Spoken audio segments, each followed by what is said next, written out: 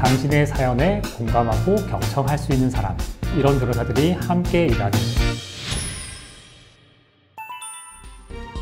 안녕하세요. 위변의 데스크로 형사 전문 이경렬 변호사입니다. 오늘은 난폭운전, 보복운전에 대한 이야기를 해보려고 합니다. 운전을 하는 분들이라면 한 번쯤은 난폭운전이나 보복운전을 당했거나 순간 화가 나 본인이 난폭운전이나 보복운전을 한 것은 아닌가라는 생각을 해본 적이 있으실 것 같습니다. 저 역시도 보복운전을 당한 경험이 있는데요. 빠르게 달리는 차량을 이용해서 위협하는 행동이다 보니 사람이 다칠 수 있는 사고가 발생할 수 있는 아찔한 상황이었던 것으로 기억하고 있습니다. 이처럼 주변에서 흔하게 발생할 수 있는 난폭운전과 보복운전, 어떤 경우에 성립하고 처벌 수위는 어떻게 되는지 한번 살펴보도록 하겠습니다. 첫 번째로 보복운전과 난폭운전의 의미를 살펴보겠습니다. 보복운전과 난폭운전은 비슷한 의미를 가지고 있는 것처럼 보이지만 차이가 있습니다. 그리고 처벌 규정도 다릅니다. 보복운전과 난폭운전은 고의로 다른 운전자에게 위협을 가한다는 점에서는 동일하지만 위협을 가하는 대상이 불특정 다수일 경우 난폭운전, 특정인을 위협하는 경우에는 보복운전이라고 생각하시면 됩니다. 먼저 보복운전은 운전자가 주행 중에 특정인을 대상으로 위협을 가하는 것인데요. 특수상해, 특수폭행, 특수협박, 특수손괴 등의 피해를 입히는 것을 의미합니다. 이는 운전자가 고의성을 가지고 상대를 위협하는 행동이기 때문에 단 한 번의 행위만으로도 처벌 대상이 될 수 있습니다. 다들 아시겠지만 차량은 위험한 물건으로 볼 수 있기 때문에 일반 상해, 폭행 등이 아니라 특수가 붙어서 더 중한 처벌을 받을 수 있다는 부분 기억하셔야 됩니다.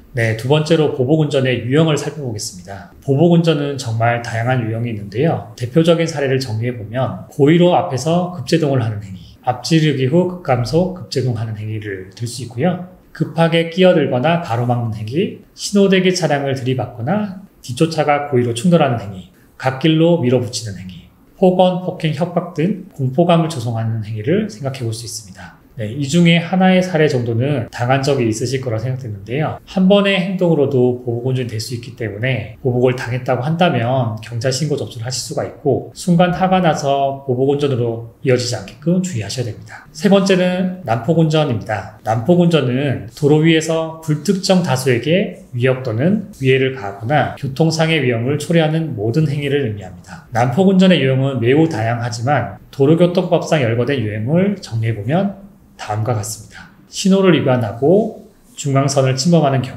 가속이나 급제동 및 안전거리를 확보하지 않는 경우, 횡단, 유턴, 후진 금지를 위반하는 경우, 진로 변경이나 앞지르기 금지를 위반하는 경우, 정당한 사유 없이 클락션을 울려 소음을 발생시키는 경우, 위의 행위를 지속 또는 반복하는 경우로서 도로교통법 제46조 제3항에 의해 처벌받을 수 있으므로 순간 화가나 한 번 정도는 할 수 있지만 지속 반복하여 난폭운전으로 신고 접수되지 않도록 주의하셔야 됩니다.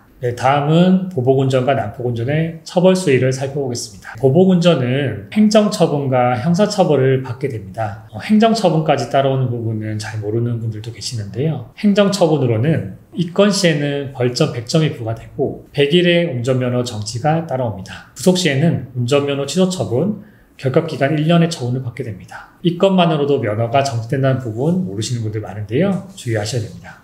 그리고 형사처분으로는 특수상해가 적용될 경우에는 1년에서 10년 이하의 징역, 특수협박, 폭행, 손괴의 경우에는 7년 이하의 징역 또는 1천만 원 이하의 벌금에 처해질 수 있습니다. 특수가 앞에 붙기 때문에 중한 처벌을 받을 수 있다는 부분 기억하셔야 됩니다. 난폭운전의 또 처벌 수위 살펴보겠습니다. 난폭운전은 보복운전과 비교해서는 비교적 경미한 처분이 내려지지만 이 또한 행정처분과 형사처분도 함께 받게 됩니다. 행정처분으로는 입건 시에는 벌점 40점과 40일 면허 정지, 구속 시에는 운전면허 취소 처분을 받을 수 있습니다. 그리고 형사처분으로는 1년 이하의 징역과 500만 원 이하의 벌금을 받을 수 있습니다. 보복운전과 난폭운전으로 신고 접수가 되면은 행정처분까지 따라올 수 있어 심각한 문제가 생길 수 있다는 부분 이해하셨나요? 가능한 보복운전이나 난폭운전을 당한 일이 없어야겠지만 혹시 그런 상황에 처한다면 어떻게 대처해야 될까요? 우선 보복운전이나 난폭운전을 당했을 경우 맞대응을 하게 된다면 더 큰 사고로 이어져서 일단은 이 상황을 최대한 피하는 것이 좋습니다. 상황을 피하면서 고소를 해야 될 상황이라고 한다면 증거를 확보하는 것이 좋습니다. 블랙박스 영상 또는 핸드폰 영상 등이 증거로 많이 활용되고 있으며 경찰에 신고 접수를 할 경우는 주변 CCTV 영상도 증거로 확보할 수 있습니다. 따라서 증거가 다소 부족하더라도 상대방을 처벌할 수 있는 경우들이 있으니 보복운전, 난폭운전으로 피해를 입은 사례가 있다면 현장을 피하면서 전문 변호사 상담을 받아보시는 것을 추천드립니다. 네, 오늘 준비한 내용은 여기까지입니다. 또 다음에 더 유익한 내용으로 찾아뵙겠습니다. 네, 감사합니다.